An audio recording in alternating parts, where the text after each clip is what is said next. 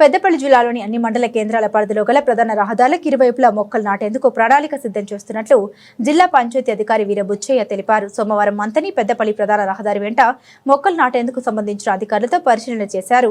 ఈ సందర్భంగా డిపిఓ మాట్లాడారు. జిల్లా కలెక్టర్ ఆదేశాల మేరకు జిల్లాలోని ప్రధాన రహదారుల వెంట 40,000 మొక్కలు నాటేందుకు ప్రణాళిక తయారు చేయడం జరిగిందని, ఇప్పటి వరకు 32,000 మొక్కల్ని దిగుమతి చేసుకోవడం జరిగిందని, కొద్ది రోజుల్లో రహదారుల వెంట గుంతలు తవ్వించి మొక్కలు నాటిస్తామని తెలిపారు. ఆయన వెంట ఎంపీడీఓ శ్రీనివాస్, ఏపీఓ రమేష్ తో పాటుగా సంబంధిత శాఖల అధికారులు ఉన్నారు.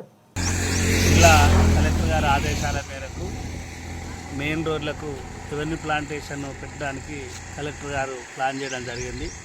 ముఖ్యంగా మన జిల్లాలో ఉన్న అన్ని మండలాల్లో మెయిన్ రోడ్లకు సర్వే చేస్తే, ఫారెస్ట్ డిపార్ట్మెంటు ఎంపీడోల ద్వారా సర్వే చేస్తే దాదాపు 40,000 మొక్కలు రిక్వైర్మెంట్ రావడం జరిగింది.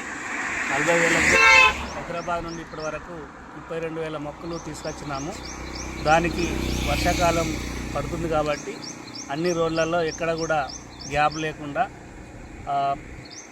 మొక్కలు పెట్టడము, గుంతలు తీసి మొక్కలు పెట్టడము, దానికి బ్రష్వుడ్ పెట్టడము, సపోర్టింగ్ స్టిక్ పెట్టడము, ఇవన్నీ కూడా వారం రోజుల లోపల చేపించాలని చెప్పి కలెక్టర్ గారు ఆదేశాలు ఇవ్వడం జరిగింది.